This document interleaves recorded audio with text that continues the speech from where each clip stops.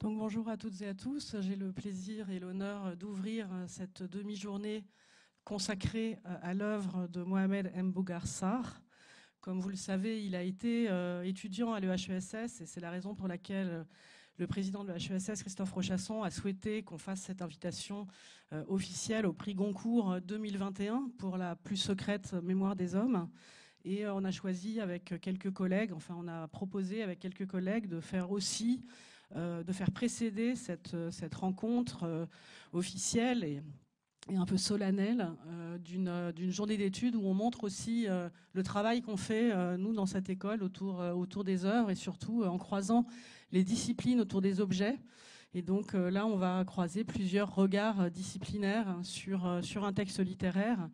On va entendre un historien, Jean-Frédéric Chaube, une spécialiste de littérature, Catherine Mazoric, et puis un sociologue, Mamadou Diouf. Alors je dois tout de suite adresser les excuses de Jean-Bernard Ouedraogo, qui est notre collègue qui devait accompagner le dialogue avec Mamadou Diouf et qui ne peut malheureusement pas être présent parmi nous.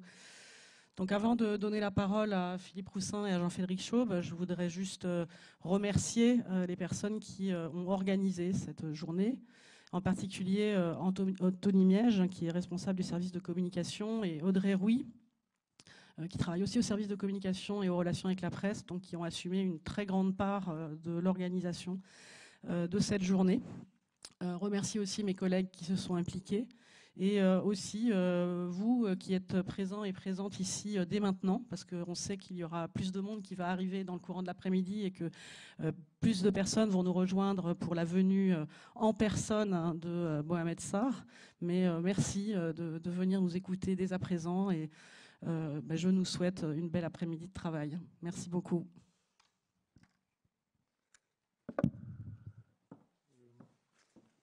Oui, bonjour. Merci. Avant de donner la parole, donc, à laisser la parole à Jean-Frédéric Chaube, quelques mots. Je vais reprendre à propos, je vais appliquer à notre auteur d'aujourd'hui ce que Hannah Arendt disait à propos de Brecht, mais vous allez tout de suite comprendre pourquoi je fais cette comparaison qui n'en est pas une. Elle dit « Il ne peut pas être abandonné au département de littérature. Il est tout aussi bien du ressort de ceux qui se consacrent à l'étude du domaine politique. » Et donc je pense que c'est pour ça effectivement qu'on a souhaité inviter à cette journée, outre Catherine Mazoric, qui est une spécialiste des littératures du francophonie du Sud global, Jean-Frédéric Chaube, Jean-Bernard Ouedraogo et Mamadou Diouf. Alors, peut-être trois remarques, si vous voulez. On va parler de littérature, mais la littérature, comme elle s'écrit dans des langues, c'est aussi une affaire de géopolitique. Donc, trois remarques, peut-être pour situer la signification de l'attribution du Goncourt, du prix Goncourt, qui est, comme vous le savez, le plus visible et le plus important commercialement des prix littéraires en France. Trois remarques. Je voudrais rappeler ce que disait il y a plus de 10 ans Alain Mabankou. N'avons-nous pas encore compris que la langue française est devenue une langue détachée de la France et que sa vitalité est également assurée par des créateurs venus des 5 continents? Je pense qu'en fait, ce qui est en train de se réaliser ces dernières années, c'est ce qui n'était pas possible au moment du manifeste de 2007 pour la littérature monde, qui avait été la littérature monde en français, qui avait fait les gorges chaudes d'un certain nombre d'auteurs parisiens. Deuxième grande remarque, elle concerne au fond la nationalité des lauréats du Goncourt, qui a été créée, comme vous le savez peut-être, en 1903. Le Nobel l'ayant été en 1901. Donc le Goncourt a commencé à aller voir au-delà des frontières, des limites de l'Hexagone, assez timidement, à partir de 1973, avec d'abord on était vraiment dans la francophonie, je dirais, du Moyen-Âge, ou du voisinage. Un lauréat suisse, un lauréat canadien, et puis on a ensuite eu Tahar Ben Jelloul on a eu Amin Malouf, on a eu Atik Rahimi, en 2016 Leila Slimani, et enfin en 2021, Mohamed Bougarsar, c'est-à-dire le premier lauréat sénégalais, le premier lauréat d'Afrique saharienne. Et puis la dernière remarque, totalement contextuelle aussi, comme les deux précédentes, elle concerne le système des éditeurs. C'est la première fois donc que le prix Goncourt est attribué à ce double éditeur qui a publié Sarr. Et je pense que c'est aussi à noter. Voilà pour ces quelques remarques préalables. Donc je vais laisser la parole à Jean-Frédéric Chaupe, qui est donc historien, moderniste, spécialiste des pays ibériques, et qui vient de publier avec Sylvia Sebastiani récemment un ouvrage important, Race et Histoire, dont le titre vous rappellera peut-être quelques souvenirs. Merci beaucoup. Merci. Alors, je tiens en premier lieu à remercier Tiffaine Semoyau et Philippe Roussin, qui ont eu la gentillesse de me proposer d'intervenir cet après-midi, tout comme je souhaite remercier le président de l'école des hautes études en sciences sociales et le campus Condorcet.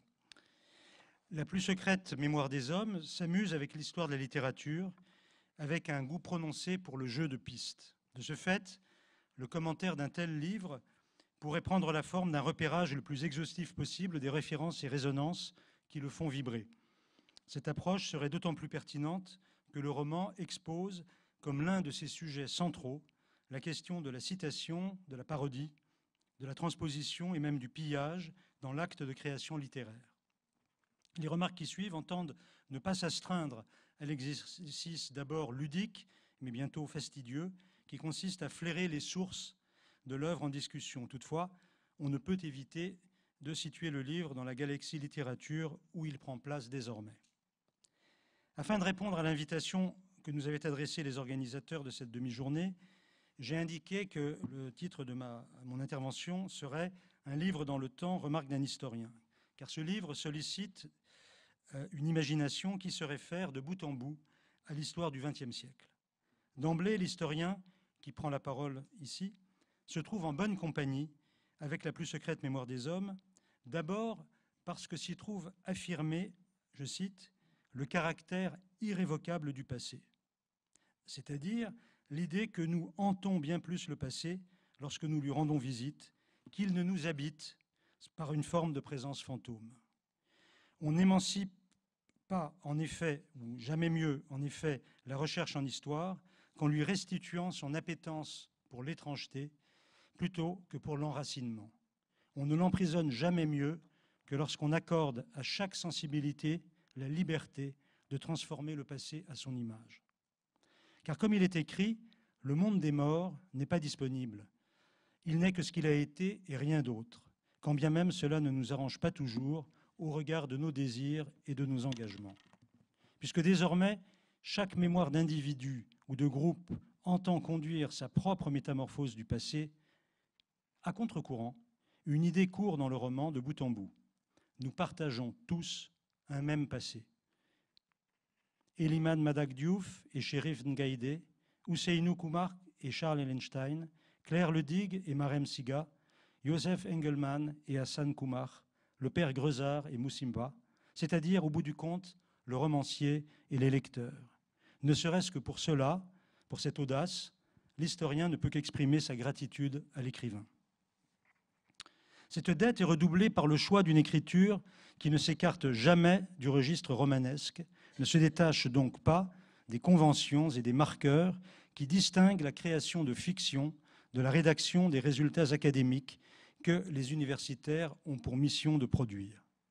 Sans doute connaît-on le froufrou qui parcourt l'échine de quelques universitaires lorsqu'ils s'essayent à claudiquer sur un chemin mitoyen entre la littérature et le compte-rendu de résultats scientifiques. Dans l'autre sens, on sait bien que nombre de citoyens de la République des littérateurs tournent le dos à la fiction afin d'offrir leur plume à une écriture que l'on peut qualifier de documentaire. Rien de tout cela dans ce livre. Au milieu de tant d'anticonformisme ritualisé et de bien des transgressions de routine, c'est là un soulagement. Sur un autre plan encore, l'historien peut exprimer son plaisir. La plus secrète mémoire des hommes noue le destin d'Eliman, l'auteur sénégalais, objet de l'enquête, à ceux de l'éditeur juif Charles Ellenstein et de son bourreau nazi Joseph Engelmann. Pour qu'il ne subsiste aucun doute sur l'importance de cette dimension de l'intrigue, ce nœud est dénoué dans l'épilogue du récit, littéralement à l'avant-dernière page du livre, soit juste quelques instants avant que le lecteur ne referme l'ouvrage. Dans un héritage qui pourrait devoir autant à Peau noire, masque blanc de Frantz Fanon qu'à La prochaine fois le feu de James Baldwin, se trouvent ici associés à jamais les torts infligés aux Africains par le colonialisme, l'esclavagisme et le racisme, et aux Juifs par un antisémitisme vieux de 2000 ans. Cette association s'écarte de la vision que de cette question a pu donner Aimé Césaire, dont ne sont retenus dans le livre que les vers consacrés à Toussaint Louverture et peut-être la mise en scène de la tragédie du roi Christophe. Mais à coup sûr, pas l'analyse politique du maire de Fort-de-France lorsqu'il présentait Auschwitz comme le chemin par lequel la violence coloniale s'était retournée contre l'Europe elle-même. En effet, le livre n'esquisse aucune équivalence entre Greuzard, le missionnaire et enseignant catholique qui accompagne par l'éducation la mise en place d'une société coloniale en Afrique de l'Ouest, et l'officier SS Joseph Engelmann, tortionnaire et assassin, aussi fin lettré et bon connaisseur de Mallarmé fut-il. Comment ne pas noter qu'en face de l'ancien bâtiment de l'École des hautes études en sciences sociales, au coin de la rue Notre-Dame-des-Champs et du boulevard Raspail, Diegan Latyr-Faye, qui est l'alter ego de l'auteur, fait connaissance de son amour, Aïda, au pied de la statue érigée en hommage au capitaine Alfred Dreyfus, exécuté par le grand dessinateur de presse, ou sculpté par le grand dessinateur de presse, Louis Mittelberg, dit Tim. Cet amour éclot ainsi sous la protection du sabre brisé de Dreyfus. Attentif à l'enseignement de l'historien du suprémacisme blanc George Fredrickson, je suis, comme semble l'être l'auteur, persuadé que l'on a tout à gagner si l'on cherche à comprendre que la haine des Juifs et la déshumanisation des Noirs se trouvent ensemble et non pas séparément au cœur de l'organisation politique des sociétés occidentales. Ce roman ne dit pas autre chose. D'un historien, on pourrait attendre qu'il rende au public, à vous, le service de raconter l'épisode de l'histoire politique et éditoriale française, états-unienne et africaine que la plus secrète mémoire des hommes transfigure. La référence, c'est l'affaire, entre guillemets, de la publication du livre de l'écrivain malien Yambo Oulogouem, Le devoir de violence, aux éditions du Seuil en 1968. Dans la transposition romanesque qu'il subit, ce livre devient, chez Mbougarsar, le labyrinthe de l'inhumain, qui aurait été composé par l'écrivain de la colonie du Sénégal de l'Afrique occidentale française, T.C. Eliman, aux éditions Gemini en 1938. On peut s'attendre à ce que la plus secrète mémoire des hommes incite et incitera à lire le livre d'Oulogouem, réédité en 2017. Les deux affaires, celle réelle d'Oulogouem et celle fictive d'Eliman, reposent sur une même ambition, devenir un grand écrivain à Paris, après la fréquentation d'un lycée d'élite. Le succès de chacun d'eux adopte la forme d'une irruption dans le paysage culturel de la France. Aussitôt après, des accusations de plagiat non seulement déconsidèrent les deux écrivains, mais, plus encore, passent à côté de leurs projets poétiques. Le scandale et l'incompréhension les conduisent à s'enfermer dans le silence jusqu'à une fin de vie, pour l'un au Mali et l'autre au Sénégal. Je me déroberai pourtant ici à la tâche de restituer le référent historique du roman, car après qu'il a conduit une enquête dans les fonds de l'Institut Mémoire de l'édition contemporaine, Jean-Pierre Orban a publié dans la revue Continent Manuscrit en 2018 une étude qui fait le point de façon aussi exhaustive qu'éclairante sur les tribulations du devoir de violence et de son auteur Yambo Oulogouem, une recherche qu'on peut recommander à tous les lecteurs. C'est sur d'autres plans que je voudrais intervenir, me bornant à témoigner d'une lecture, la mienne, parmi toutes les autres possibles. D'abord, une expérience de rencontre. Lorsque j'ai pris en main La plus secrète mémoire des hommes chez mon libraire de quartier et que j'ai d'abord lu la 4e de couverture, j'ai aussitôt pensé au Detectives Salvajes de Roberto Bolaño, roman qui m'avait passionné comme peu de livres au cours des 10 dernières années. Imaginez alors mon sourire lorsque j'ai vu qu'une longue citation de cet ouvrage figure en exergue du roman, et plus encore lorsque j'ai constaté qu'elle lui donnait même son titre. La lecture du livre de Roberto Bolaño, comme désormais celle de Mohamed Mbougarsar, m'avait conduit à considérer qu'un sous-genre à part entière s'était reconstitué dans la littérature contemporaine, le sous-genre qui est celui des livres qui racontent comment un livre possède la faculté de changer la vie des personnes qui les lisent. Reconstitué plutôt que constitué, puisqu'après tout, c'est déjà le thème central du roman des romans, Don Quijote, sur lequel il y aura à revenir. Comme le dit le personnage de la poète et diplomate haïtienne, celle dont le nom demeure mystérieux, le labyrinthe de l'inhumain, écrit donc en 1938 par Eliman, dessille les yeux, c'est-à-dire qu'il change le regard. Dans son roman La vie nouvelle, Orhan Pamuk partait de l'idée que la lecture d'un livre métamorphosait ses lecteurs et les poussait à entreprendre des errances à finalité suicidaire à bord d'autocars sur les routes intérieures de l'Anatolie. L'illusion d'optique consistait à faire en sorte que le lecteur soupçonnait qu'il tenait peut-être entre les mains le livre qui bouleversait l'existence des personnages dont il suivait les mésaventures. Beaucoup plus récemment, le roman Le bibliothécaire de Mikhail Eliserov, rocker et romancier de Kharkiv d'expression russe, imaginait dans une ambiance post-apocalyptique les rivalités entre communautés qui avaient compris que la possession des livres d'un auteur soviétique sans intérêt conférait à ses lecteurs une force indispensable pour survivre dans un monde désormais déréglé. À chaque fois revient cette idée qu'un livre dispose d'une puissance capable de soulever des montagnes. La plus secrète mémoire des hommes, lui aussi, émet l'hypothèse qu'un livre, donc, Le labyrinthe de l'inhumain, d'Eliman, transforme l'existence de ses lecteurs, ou du moins de certains d'entre eux. En ce sens, il me semble qu'on peut l'inscrire en effet dans cette catégorie des livres qui mettent en scène des livres qui changent la vie. De surcroît, à la différence des deux précédents, c'est également un livre qui raconte comment un livre est en train de s'écrire à propos d'un livre plus ancien, auréolé de scandales et de mystères.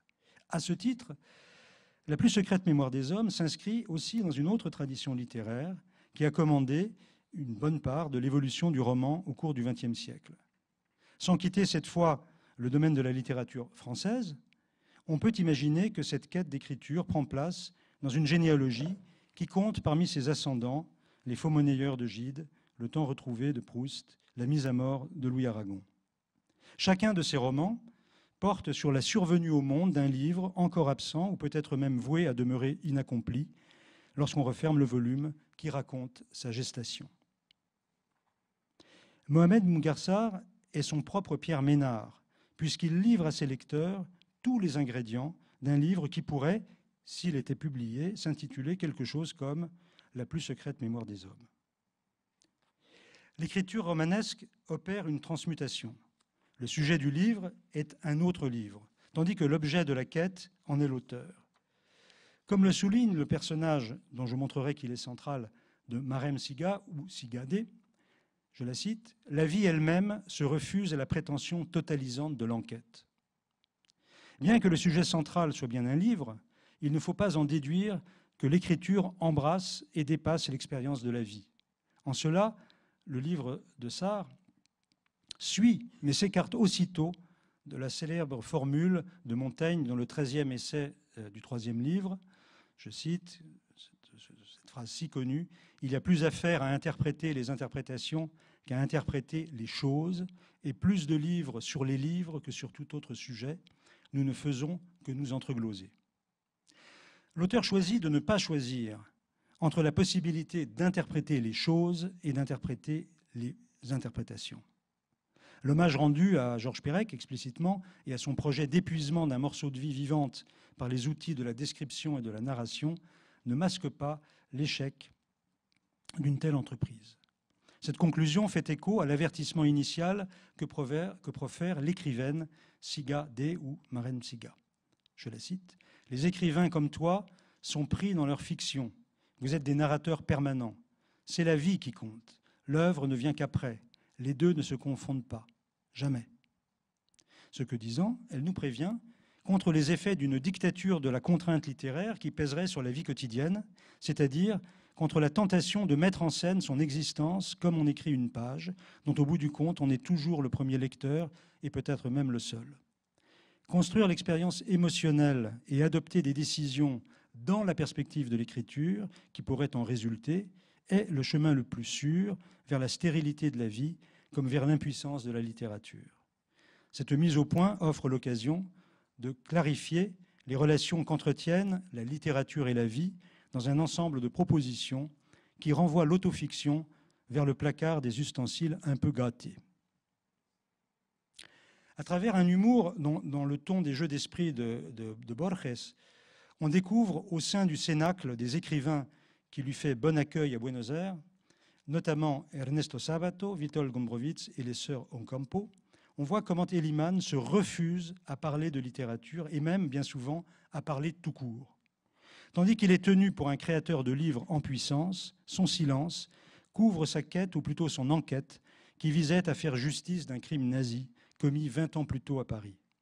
Où l'on attendait les mots d'un écrivain, il fallait lire les gestes d'un vengeur. Bien entendu, il n'est pas question de hiérarchiser les instances de l'écriture, l'écriture ou la vie, comme disait Jorge Semprún, d'une façon trop rigide.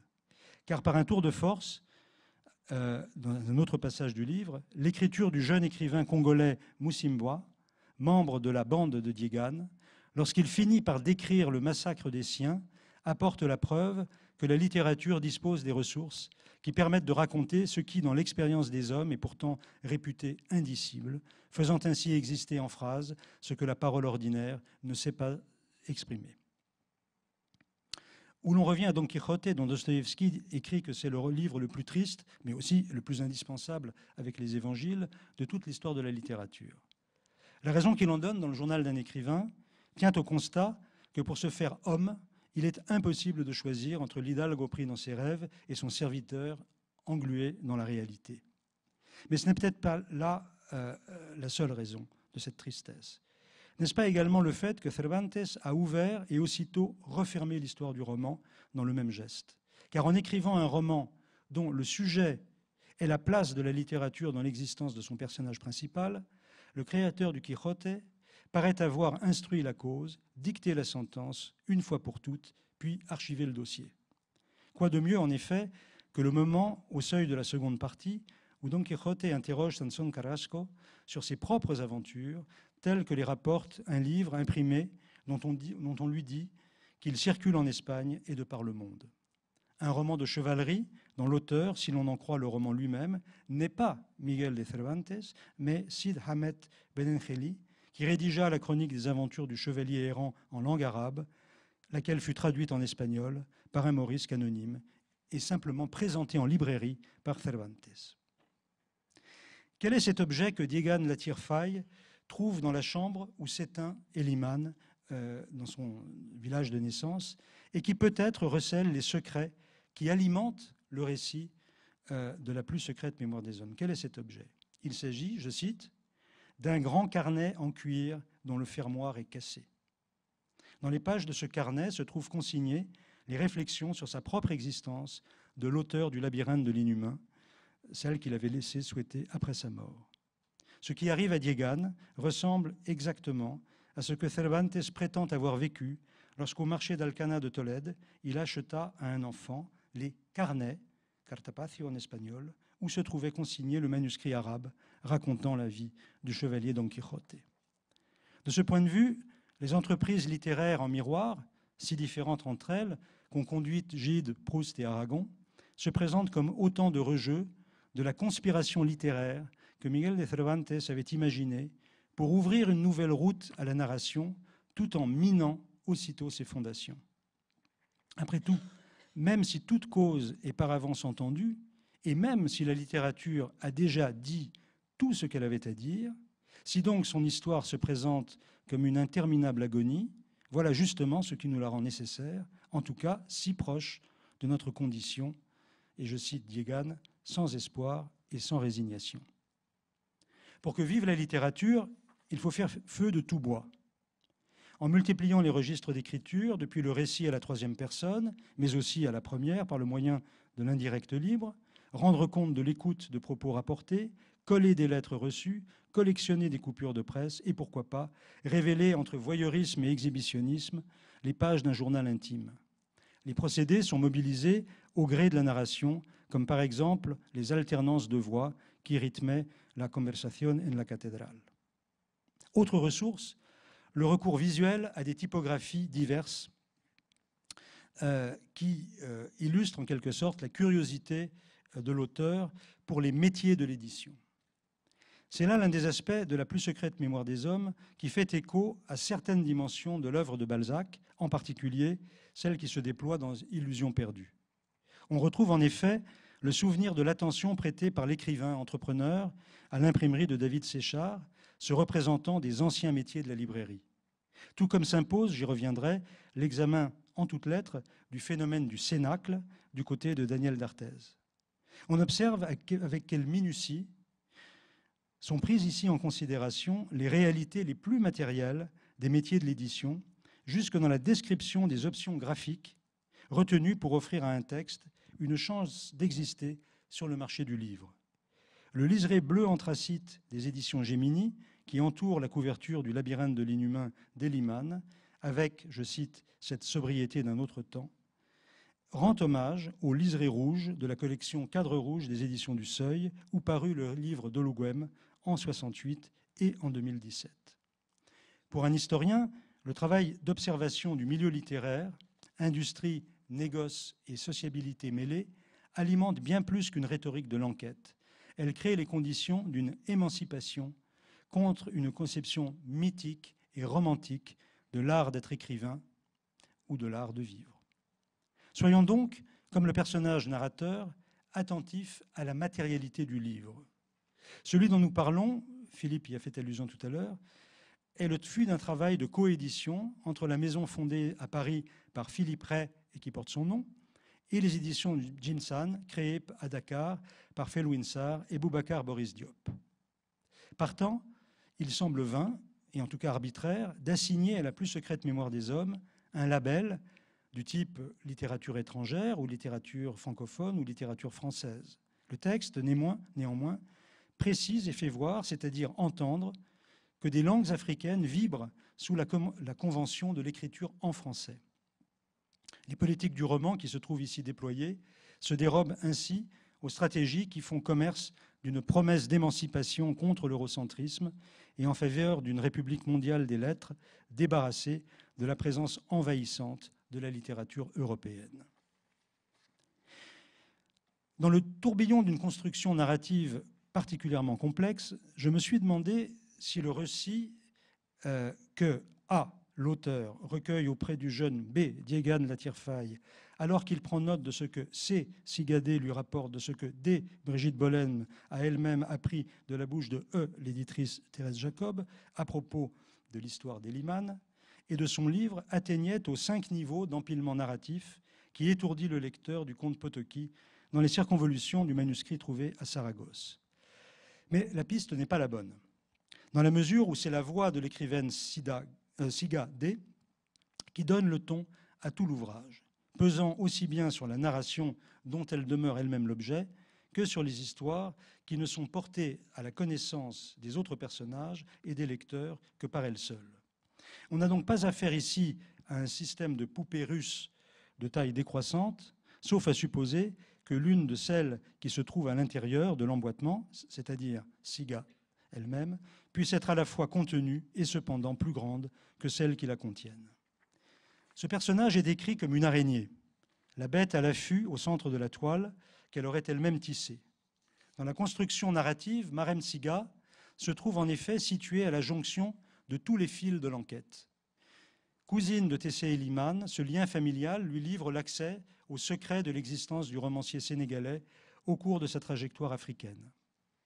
Amante de la poétesse haïtienne, c'est encore elle qui recueille l'histoire de l'exil latino-américain d'Eliman. Écrivaine, elle fréquente le monde de l'édition et a pu reconstituer les mésaventures d'Eliman dans les nœuds sentimentaux et les intrigues éditoriales du Paris d'avant-guerre. C'est au point que l'on pourrait, si cela devait avoir un sens, tenir le personnage de Marem Siga pour le principal de l'ensemble du roman, en tout cas pour sa prophétesse, celle par qui vient l'histoire racontée. C'est elle, la grande initiatrice, qui confie son exemplaire du labyrinthe de l'inhumain au jeune Diégane La Tierfaille et par là même déclenche le roman dont elle est l'un des personnages. Contenue et contenante, attendant dedans sa toile qu'auteur et lecteur tissent les leurs. L'hommage à Roberto Bolaño se comprend à partir de l'attention prêtée à la reconstitution d'un milieu littéraire, celui des écrivains africains d'expression française établis de façon plus ou moins définitive à Paris. Ce qui est désigné comme la bande dans le livre est formé notamment par le Congolais Musimba, par Béatrice Nanga, mais aussi le poète Faustin Sanza, l'influenceuse guinéenne Eva Touré. C'est le nid dans lequel peut éclore le personnage de Diégane La Tierfaille, qui se présente plus ou moins comme l'auteur du livre lui-même, ou du moins son greffier. On pense bien sûr ici à la literatura nazi en América de Bolaño, cette histoire fictive d'une littérature imaginaire qui présentait tous les traits d'un portrait de groupe.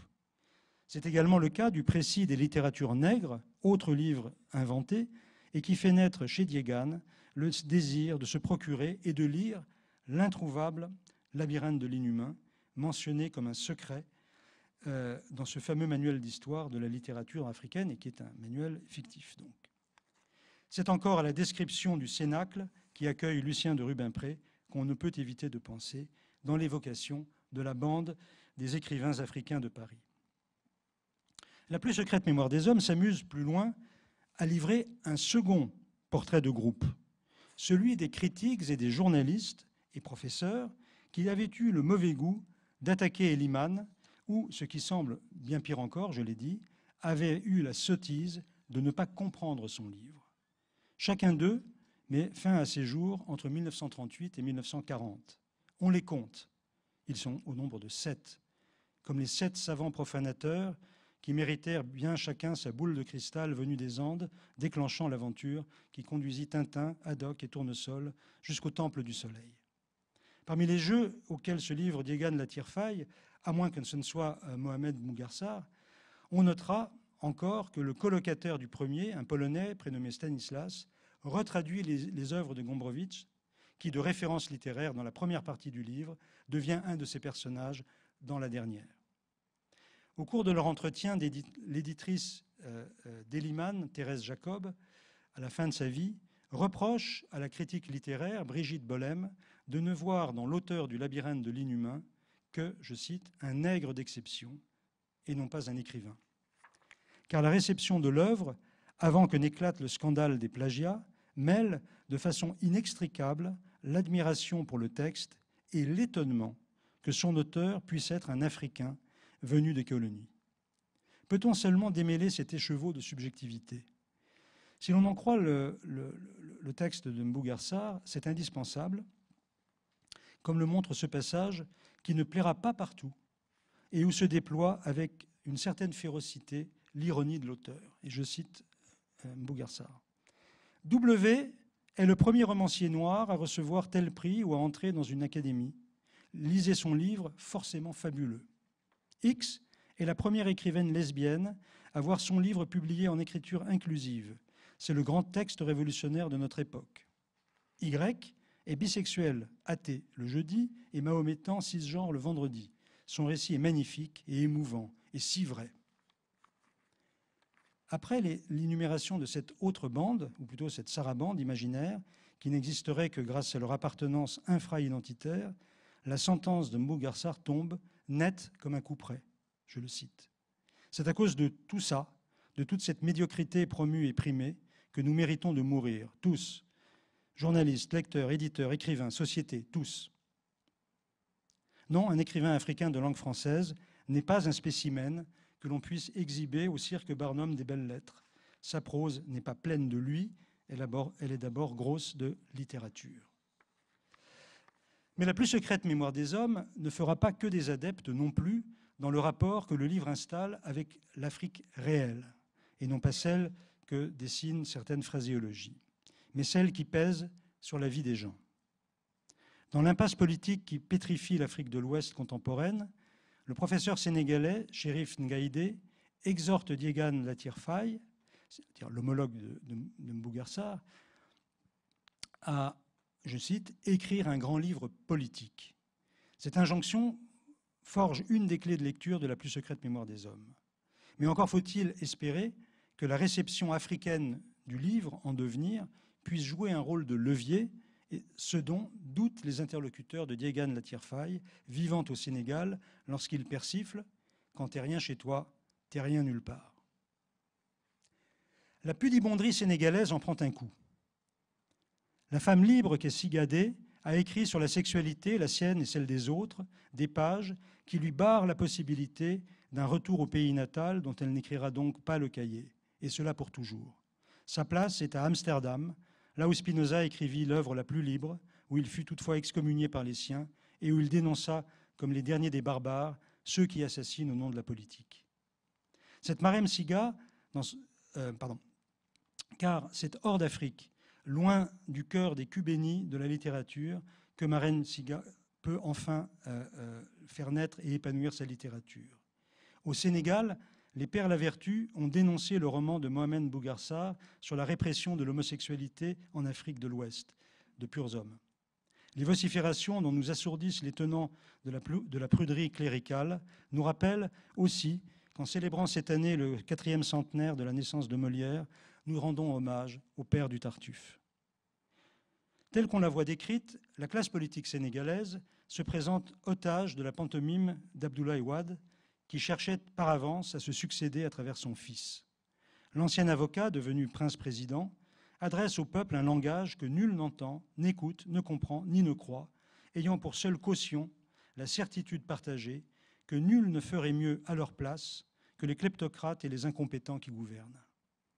Le désespoir pousse la jeunesse au suicide et engendre de nouveaux Yann Palak africains par le sacrifice du feu ou par la navigation à très haut risque vers l'archipel des Canaries dans des embarcations de fortune. Car comme l'indique le personnage de Chérif Ngaïbé, le comble de l'aliénation, c'est lorsque, dans la relation du commandement à l'obéissance, on ne perçoit plus la différence, je cite, entre la carotte et le bâton. Une formule que George Orwell aurait pu faire sienne. L'expérience du mal en Afrique atteint toutefois son acmé avec le récit, je l'ai déjà dit, de Musimba sur le massacre subi par sa famille au Congo, dans une lettre dont il est difficile de supporter la cruauté. Et en venant ici, je pensais à la lettre de la mère de Vassili Grossman dans Vie et Destin. Or, c'est bien la lecture du labyrinthe de l'inhumain, c'est-à-dire du devoir de violence de Lugwem, qui permet à Musimba de faire quelque chose de cette négation de l'humanité et d'entreprendre un retour au pays sur lequel s'était abattu le cauchemar fondateur. Encore et toujours la puissance d'un livre qui change la vie et ses lecteurs et permet enfin d'envisager que quelque chose surgisse à partir de rien. Si quelques scènes villageoises évoquent une Afrique apaisée en 1913, tout comme un siècle plus tard, rien n'est plus distant de cette Afrique qu'un Éden que l'entreprise coloniale serait venue détruire. La préservation des traditions s'incarne dans le personnage d'Ousseynou Koumar, celui des deux frères jumeaux qui n'apprend pas la langue française auprès du missionnaire Grezard, celui des deux frères qui considère l'école des Blancs comme une menace de mort, celui qui fait obstacle à la communication entre la communauté villageoise et ses enfants partis dans la grande ville, ou bien pire encore, en France. Le portrait qui est dressé de lui, d'Ousseynou Koumar, correspond avec exactitude à ce que Frantz Fanon dénonçait avec véhémence dans sa conférence « Racisme et culture » prononcée à la Sorbonne à l'occasion du premier congrès mondial des écrivains et artistes noirs en 1956. Ousseynou Koumar, en effet, sous l'effet de la situation coloniale, construit la résistance à l'envahisseur blanc par le blindage d'une culture encapsulée, pour reprendre l'épithète de Fanon, c'est-à-dire privée de toute capacité de mouvement interne aux antipodes d'une dynamique d'émancipation. L'itinéraire de vie d'Ousseynou Koumar est guidé par la situation coloniale dans tout ce qu'elle a d'inadmissible, mais les choix qu'il opère ceux d'un respect sans concession des traditions vernaculaires, animistes et musulmanes, le mènent dans une impasse et répandent le malheur autour de lui. Ce n'est pas par hasard que, par allusion à l'œuvre d'Ernesto Sabato, lui aussi référence et personnage du roman, l'Africain attaché aux traditions, Ousseynou, se présente sous les traits d'un homme surpuissant dans sa capacité de soin comme de nuisance, mais aussi comme un homme frappé de cécité. La déchéance physique d'Ousseynou Koumar dépasse celle de son seul corps, car elle empoisonne et empuantit son grabat, sa maison, les femmes qu'il a épousées. Elle témoigne ainsi de ce que la résistance au colonialisme, dont il n'est pas question de contester naturellement la légitimité, peut adopter une forme aux antipodes de la libération, c'est-à-dire celle d'une révérence sans issue à des traditions closes sur elles-mêmes. Avoir fait de ce personnage un aveugle permet bien plus que d'introduire dans l'intrigue une incertitude sur l'identité du père d'Eliman, puisqu'on ne sait pas lequel des deux frères jumeaux est le géniteur. En fait, la puissance maléfique de l'aveugle paraît être tirée du rapport sur le pouvoir souterrain des aveugles qui teinte le roman Sobre héroes y tumbas d'Ernesto Sabato, d'un grain de folie, Ernesto Sabato, l'ami argentin d'Eliman. L'écriture du livre, dans ses parties dialoguées, comme dans son usage du style indirect libre, épargne au lecteur les sonorités de parlers en décalage avec les usages banals du français de narration actuel. Le refus de la langue française impose que la parole d'Ousseynou Koumar soit traduite, tout comme celle de ses épouses. Ce sont ces langues d'Afrique, dont je disais tout à l'heure, qu'elles circulent dans le livre, sous la surface du plan français. La voix qui est donnée à ces personnages échappe pourtant à toute tentative de restitution ethno-linguistique. On se trouve là en présence d'un redoutable dilemme pour l'écrivain.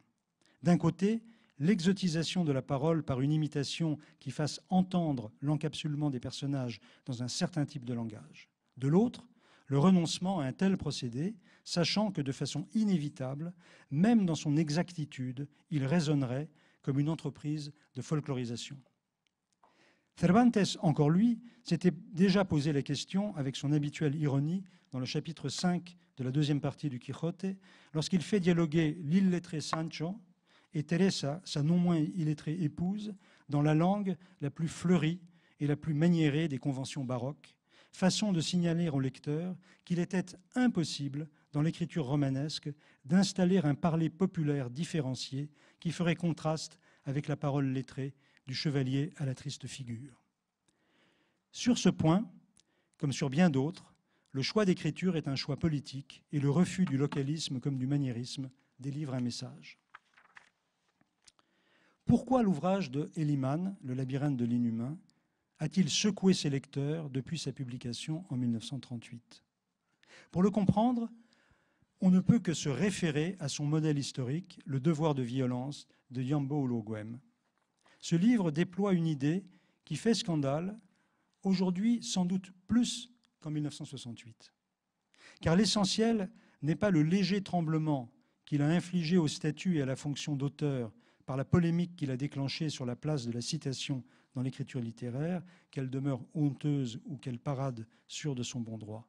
Non, le choc, pour notre temps du moins, tient à la démonstration que la colonisation n'est pas la ligne qui coupe en deux l'histoire de l'Afrique. Cette conviction est présente dans Le devoir de violence et dans La plus secrète mémoire des hommes. Ce qu'est la colonisation, lit-on, c'est une épine. Bien entendu, une épine fichée dans la plante du pied empêche de marcher et ouvre la porte de l'organisme à la septicémie. Ce qui est également désigné comme une hémorragie interne dans le livre.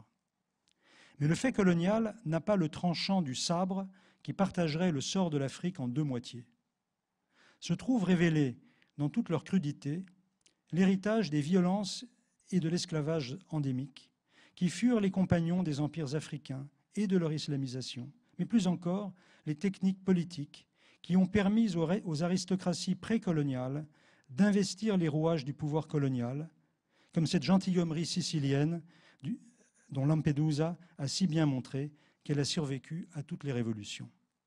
Le devoir de violence, sans rien celer des horreurs de la conquête coloniale, interdit de tenir celle-là pour la source de tous les malheurs du présent africain.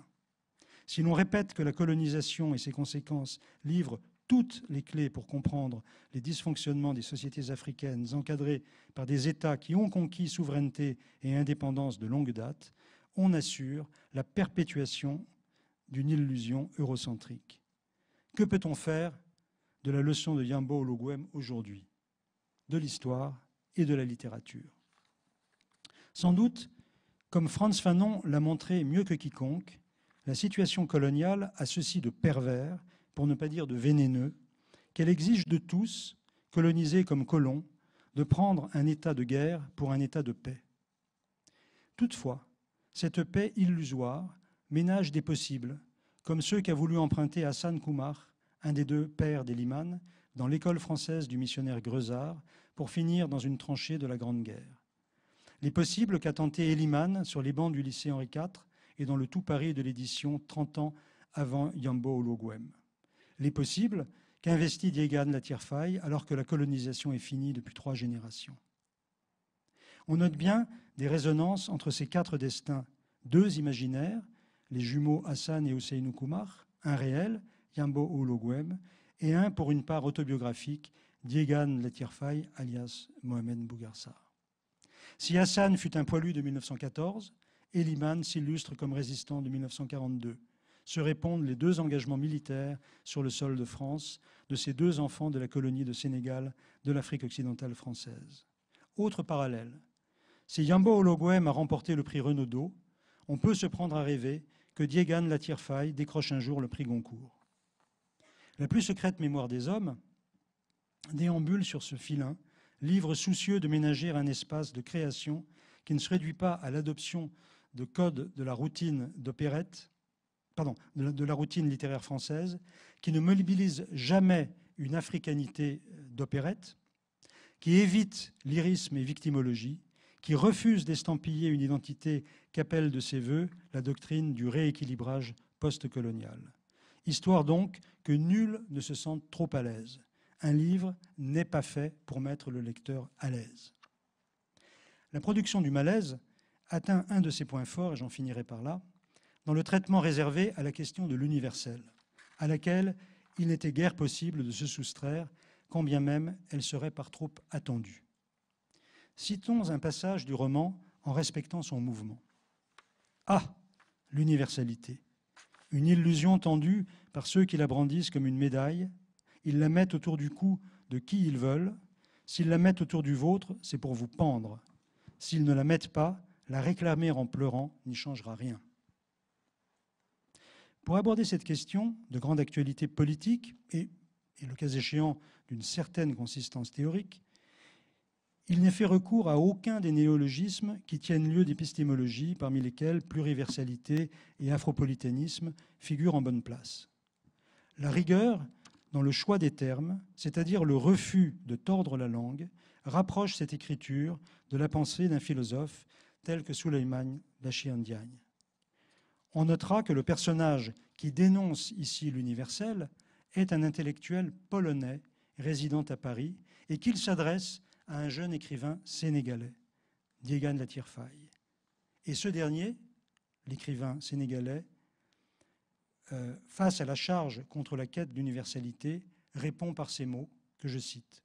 « Les écrivains africains sont des êtres humains, pas des héros politiques ou des idéologues. Tout écrivain devrait pouvoir écrire librement ce qu'il veut, où qu'il soit, quelle que soit son origine ou sa couleur de peau. La seule chose à exiger des écrivains africains ou inuits, c'est d'avoir du talent. Tout le reste, c'est de la tyrannie, des conneries. » Fin de citation. On imagine difficilement une meilleure définition de l'émancipation postcoloniale contre les bons sentiments, contre le tutorat et contre cette bienveillance dont la charge de condescendance doit être bien lourde à porter. Voilà un peu pêle-mêle, je prie le public de m'en excuser, les quelques remarques que m'a inspiré la lecture de La plus secrète mémoire des hommes. Et à présent, j'ai hâte d'entendre mes collègues exposer leurs impressions à partir des questions sans aucun doute différentes des miennes et complémentaires. Merci de votre attention.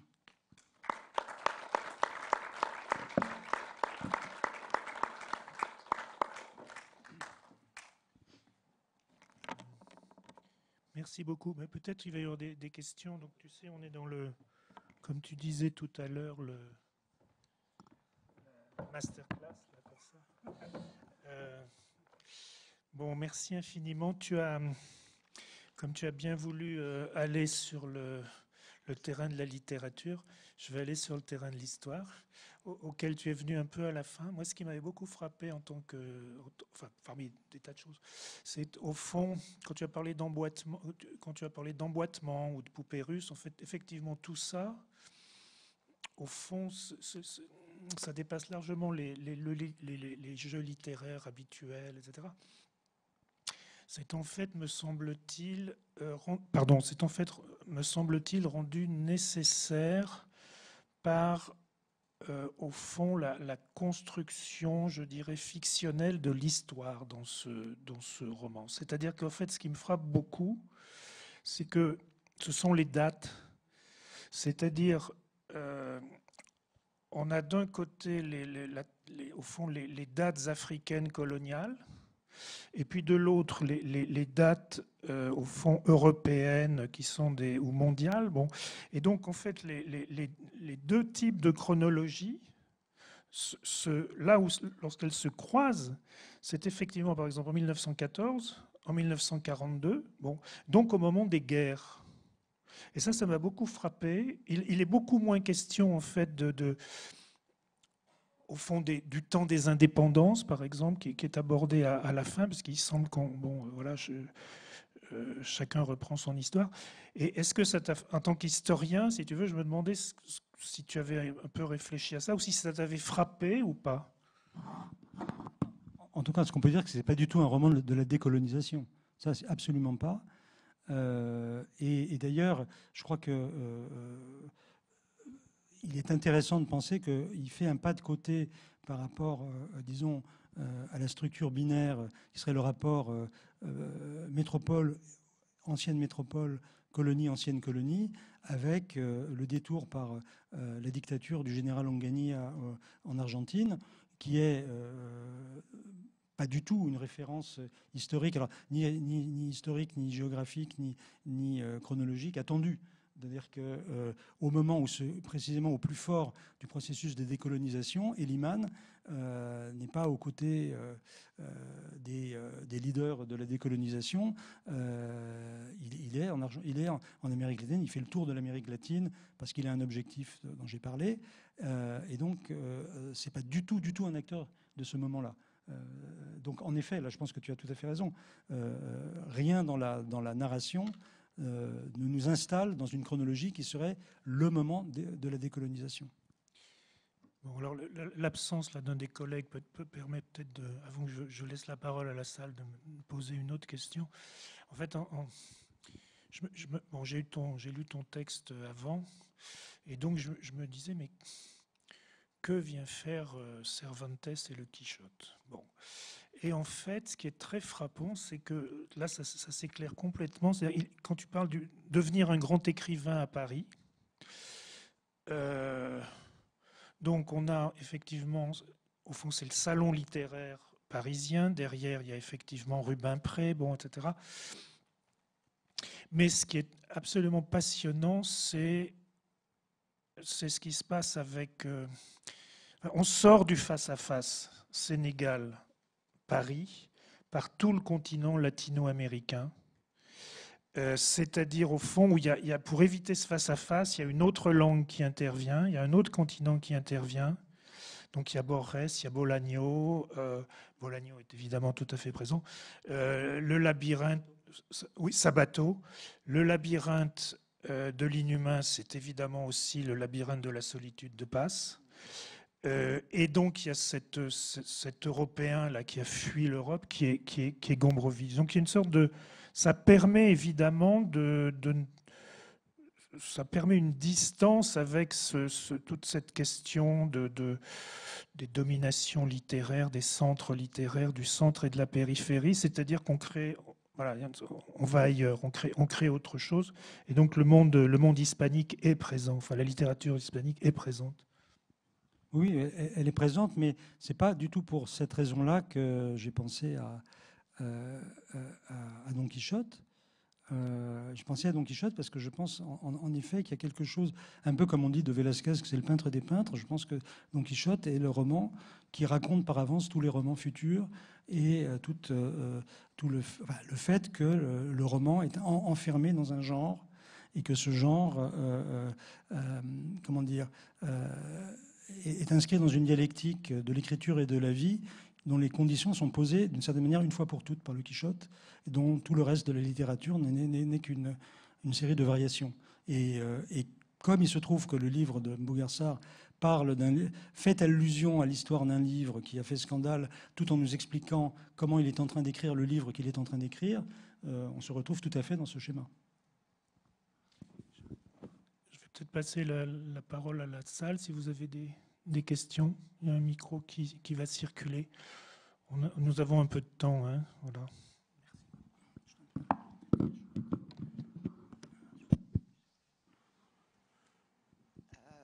Merci. Oui, ça marche là.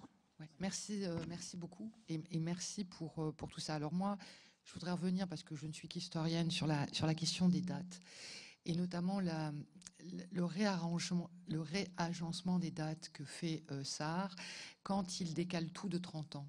Parce que l'affaire au Louguem, c'est 68.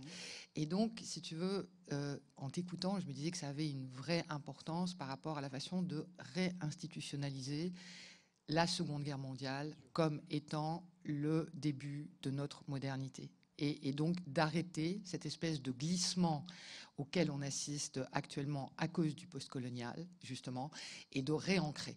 Voilà, déjà pour moi, il y a ce geste-là, je ne sais pas ce que tu en penses.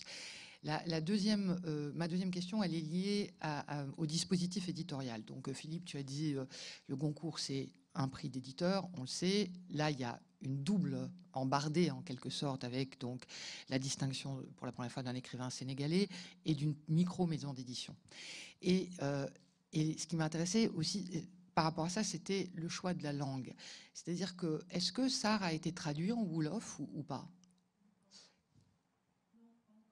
Ah, alors voilà, ça c'est-à-dire, oui, pas encore, mais je comprends pas. Il y a deux éditeurs, un éditeur français et un éditeur sénégalais, et on ne publie pas de façon simultanée le livre dans les deux langues. Ouais.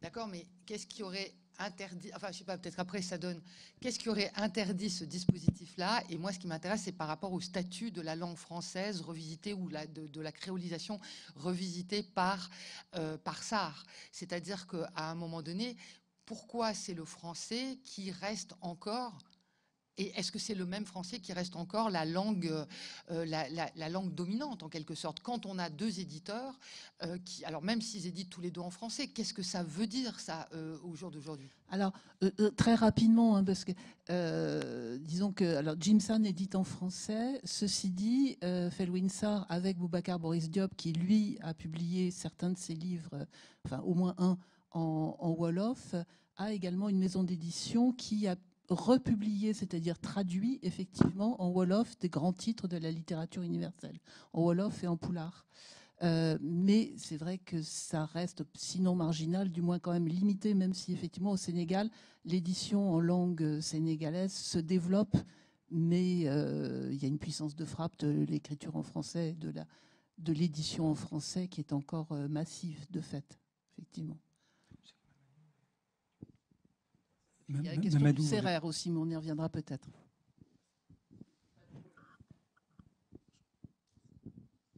En fait, si vous voulez, la réponse, elle est simple. La littérature sénégalaise, elle est en français. Elle n'est pas en wolof. La littérature en langue nationale, comme on dit, est une littérature marginale. Et Boubacar Boris Diop est l'un des rares qui écrit en français et en wolof, et qui a en fait publié son deuxième roman en wolof, vient juste de sortir. Mais c'est Et la troisième grande question, la langue officielle du Sénégal et la langue d'enseignement, c'est le français. Et Ray Jinsan publie des livres en français. Il ne publie pas des livres si vous voulez, des livres dans les langues, dans les langues nationales. Cette question ne se pose pas. Et la dernière question qui est très simple, Bougar n'est pas Wolof. Et si vous lisez son livre, les expressions qu'ils utilisent sont des expressions sérères. Ce qui est très intéressant, c'est que les écrivains francophones qui parlent plus le Wolof qu'aucune autre langue sont des écrivains aujourd'hui de plus en plus qui sont doublés par une nouvelle génération. C'est-à-dire si vous prenez Fatou Diom que vous connaissez tous, vous prenez Felwine Sarr et vous prenez Bougar, ce sont des sérères qui écrivent. Donc ça entraîne cette langue maintenant dans le roman francophone sénégalais.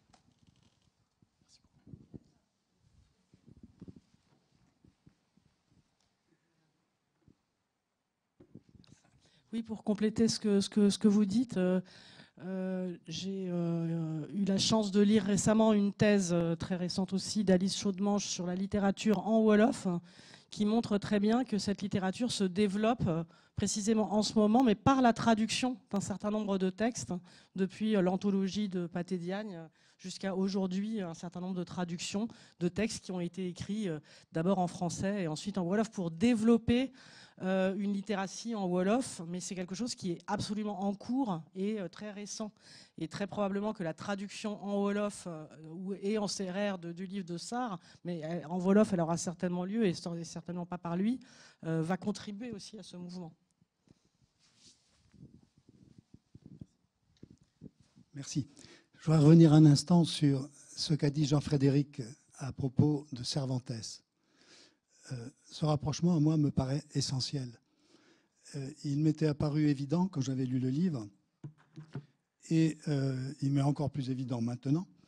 Et là, l'une des raisons qu'il y a de rapprocher les deux, en dehors de celle fondamentale que tu as dite, me paraît être celle-ci. Au cœur du grand roman de Cervantes, du roman des romans, il y a la mélancolie. Et au cœur de la plus secrète mémoire des hommes, il y a la mélancolie, mot qui est cité une trentaine de fois d'ailleurs. Et en particulier cette phrase qui m'a frappé, rien de grand ne s'écrit sans mélancolie. C'est une phrase d'Aristote, c'est une phrase de Kundera, qui est nommée d'ailleurs, puisque c'est un roman de Kundera que l'alter ego lit devant la statue de Dreyfus, et qui est commenté très brièvement, bien sûr, très incisivement, par Mbougar Sarr dans son roman. Et de fait, je crois qu'on pourrait, rassurez-vous, je ne vais pas le faire, mais on pourrait très facilement déployer l'éventail sémantique de la mélancolie dans ce roman. Ce qui ne veut pas dire du tout qu'il s'agit de psychologie, pas de contresens. Il s'agit d'une question de théorie littéraire, artistique et d'une question existentielle. Mais le labyrinthe, le deuil, une certaine forme de comique, car il y a du comique dans ce roman. Je ne crois pas qu'on ait prononcé le mot encore. Et le labyrinthe en particulier, la structure labyrinthique, tout cela nous renverrait, si on avait le temps de creuser ça, à une mélancolie peut-être joyeuse, en tout cas incisive, une mélancolie créatrice, qui nous rapproche profondément, là aussi, de Cervantes. C'est pourquoi je te suis très reconnaissant, entre autres raisons de ma reconnaissance, d'avoir fait ce rapprochement a priori inattendu.